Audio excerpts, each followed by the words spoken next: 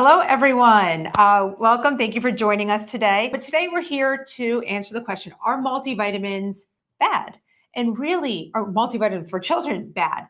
And really, it comes down to many factors. It really depends. It depends on the ingredients, meaning the active ingredients as well as the inactive ingredients, which kind of get sneaky in there. It depends on the sourcing. It depends on the quality of each ingredient, because there's many different forms of your active ingredients. And Ryan has a few slides we're going to share of popular, supplement brands for children, popular multivitamin brands for children. And we're going to show you a few things to look out for when you're sourcing your multivitamin for kids.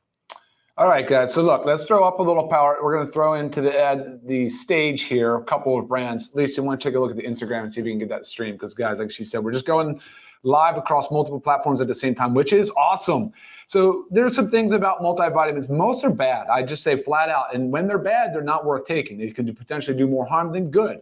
So many things, like Lisa said, it's the active ingredients, it's the inactive ingredients, it's the testing, it's the transparency. So all of those things really matter. But back to the main stage here, just one right here, we've got Culturelle. It's a real popular brand. And guys, we're talking about tens of thousands of people are buying these every month on Amazon or whatever your favorite e-commerce platform is. But you're missing your B complex in the Culturelle. You're using a D2, which is the less preferable form of D2. You want to use D3, which we use. You have cyanocobalamin, which is the artificial or the synthetic form of B12.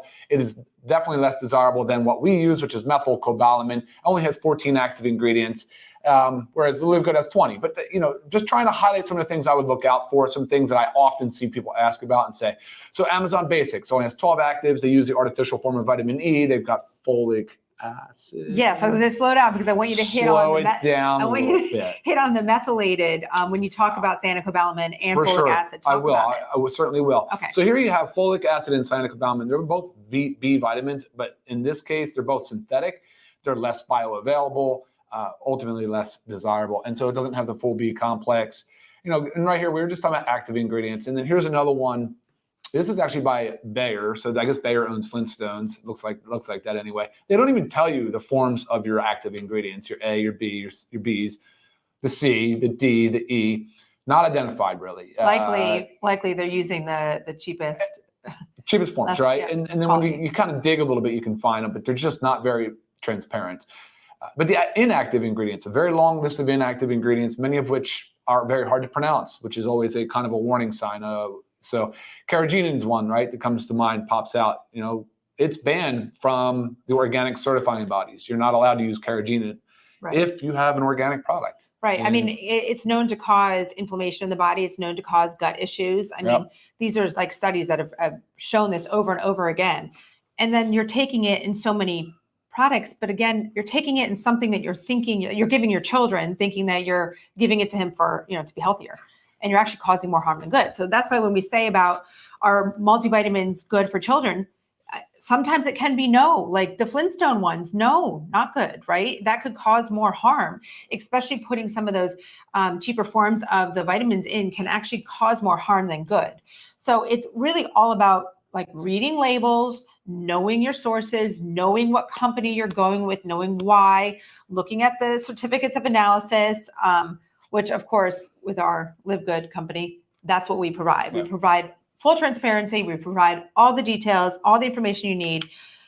We have our organic, USDA organic children's gummy multivitamin. So first out there, everybody a parent, give me a heart. Like if you're a parent out there and you're looking for an awesome, multivitamin for your children, give me that heart. Because I know there's so many out there and it is confusing.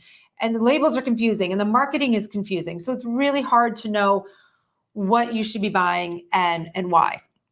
So do you want to talk about our organic children's gummy multivitamin? Yeah, I think so. I think what we should do is also identify the couple of so first of all, when you formulate in a gummy format, it's not an easy format to work in.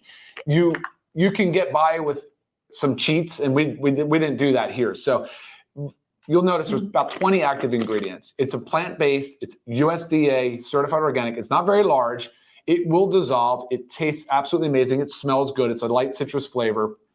But the challenge of getting all of those active ingredients into the gummy was certainly a real challenge. So we were able to get in all the B complex if you notice, we have vitamin A, we have vitamin C as organic cherry. So we went with the acerola cherry.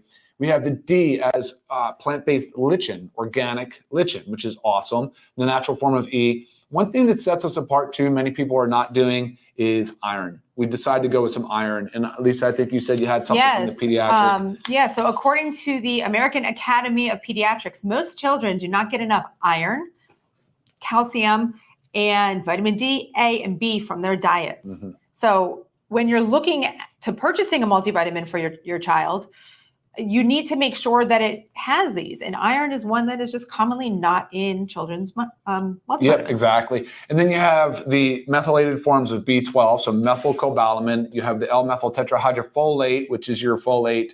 And those are really important because, most people are, well, some aren't aware, but there's an MTHFR gene variant that most people have, actually. It's becoming more and more common for the most part. So anyway, it's beneficial. It's good for everybody. It's a better form of the vitamin. It's a more expensive form of the vitamin. And, guys, again, like formulating in this gummy was super challenging. Now, one thing that I always like to talk about, Lisa, when we talk about gummy is added sugars. I wanted to bring that up because that's an important part of this whole thing. 100%. And first of all, there's so many things that go into play this. Like I'll tell you right now, we have for two gummies, we have 4 grams of sugar coming from organic cane sugar. And right away we think as like parents, like we don't want our kids to have sugar, right? Oh, sugar, bad. Right. Well, yeah, it is. Too much sugar is toxic to the body. Too much sugar the body cannot handle. But when you're thinking about taking it in a vitamin form, you have to understand that you're taking it to actually reap the benefits of what's in there. Like Ryan was saying, it is very hard to make a gummy tasty for children. Now, as adults, you tell me to take something because it's healthy, I'm going to take it whether it tastes like crap or not. Our kids are not going to do that. We went through tasting with our kids. We brought these gummies to our bus stop. We had multiple kids in our neighborhood trying them because kids are very, very picky, especially when it comes to vitamins. So we got the approval from everybody, basically. So that's why we went with it. So the 4 grams of sugar, you also need to understand, okay, I give these to my children every day. Raise your hand if you give these to your kids, or a type of gummy in their lunchbox. Or if they buy lunch at school, I guarantee they're getting a less quality form from the lunch line, right? Yeah. This alone has 12 grams of added sugar. We don't bat an eye about letting our kids have this, or maybe the juice box that they have. I mean, I'm telling you, when I look at what goes on the lunch lines at school and the things that they buy, you are loading them with sugar right there, and you're really not even paying attention. Yeah. And then we just have, in 2 of these, 4 grams of sugar, and you get all your nutrients that you need. I mean, that you should not bat an eye at that, I'll tell you. Yeah, and then you see the kids with the Gatorades and the Capri Suns, 12 to 20 to 30 grams of sugar per serving. So guys, just choose your sugar wisely. One thing though, I would love this for you guys. So with our children, we tell them just look at labels and learn to read the added sugars section, because they can comprehend that as early as what age? 5, 6? Right. So like our 12 and 10-year-old are reading the labels now. They're not reading the full label. They're not looking for the methylated form of B12, but they're certainly looking at added sugar. So take it and use it as an educational opportunity, because we also hate to see added sugars. We hate to see kids just sucking down this sugar, especially when 30% of kids are overweight or obese. Right. And we're just trending in the wrong direction, guys. So awesome.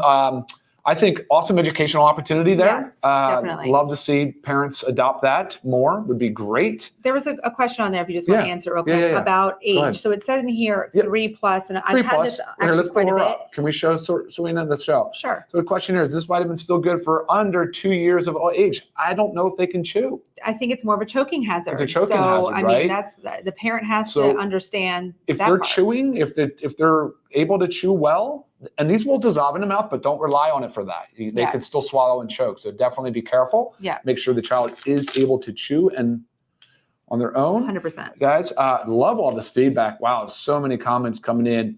But Lisa, where are we? What would you like to bring up now? I think I feel like Google is like our worst enemy. So I just played around with it a little bit, and I was like, our worst enemy. It can be. Dr. Google, put it that way. Dr. Google can be the worst enemy. And it can be our best friend. But when I Googled, are multivitamins bad for children, or should children take multivitamins? I mean, that was where I just wanted to see like what comes up, because that's typically where we all go for our information. Sure. And that's where I got the information about the American Academy of Pediatrics. But it's funny, they also say in there that that children should get all their vitamins and minerals from food. I mean, right? Is that really happening? No. It doesn't. I try so hard to feed our children a healthy, balanced diet, but children are stubborn. Especially stubborn, a very, very defiant. picky eater that won't eat any meats, barely eats any vegetables. I mean, that's what I'm saying. In a perfect world, I mean, laying everything out for your child, telling them everything that you need to eat. Maybe they're getting good, enough, but also we also know about our food sources just aren't the same. We're not getting the same nutrients from our food. So it'd be really difficult to get this from food. And also the American Academy of Pediatrics says that if your child is consuming less than 32 ounces of vitamin D fortified milk a day, they need to supplement. 32 ounces of milk? 32 ounces. Is your child drinking 32 ounces of defortified milk a day? I mean, that's a lot. And the word fortified just means they're adding vitamins to really nutrient poor food, right? So cereals, milks, these foods that kids shouldn't be eating in the first place, but they're adding D. And they're still saying 32 ounces is ridiculous, guys. That's crazy. All right, let's see. What is the question? Do I still have to give a daughter separate vitamin D? No, you're okay to use what you have here in the vitamin. As a matter of fact, for an older child, some 13, 14, 15-year-old kids would still prefer to chew a gummy, and they can increase the dosage a little bit to 3 or 4 gummies per day. Right. So you certainly can, depending on the age of the child, move that a little bit, but most cautiously for the young ones under 3. Right. All right, guys. What other questions we have? We're 12 after, and we're kicking. Okay, awesome. Yeah. So bottom line is our children do need a multivitamin. Okay, they need a daily multivitamin, but that you need to pay attention to the ingredients, both the active ingredients as well as the inactive ingredients. You have to know your sourcing. You have to. It's hard to learn. Well, obviously, Ryan knows, specifically about what type of vitamin you should use, like the different kinds of B vitamins, the different kinds of B12, which one's more preferred. But if you don't know, know the company you're with and ask questions. And that's what we also pride ourselves at Live Good with the full transparency. We're always there for questions and help.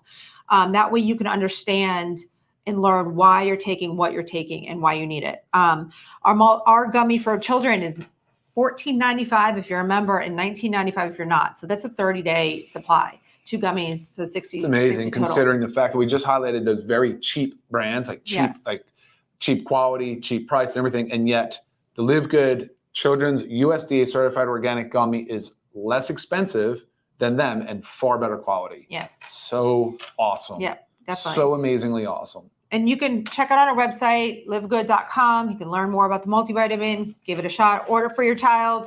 It's good stuff. I promise you every once in a while when we want a little sweet treat, we might pop one. Yeah, no, I do actually. They're really good. They're really, really good. You guys are awesome. Thank you for joining us. Look forward to seeing you next week. Yes. And make sure you check out our last week's Zoom. We talked about how to, keep your body weight in check and keep those extra pounds of fat off during those summer months. So make sure you check out our last week's live. And until then, we'll see you next Monday. All right, guys, take care. Bye. Bye-bye.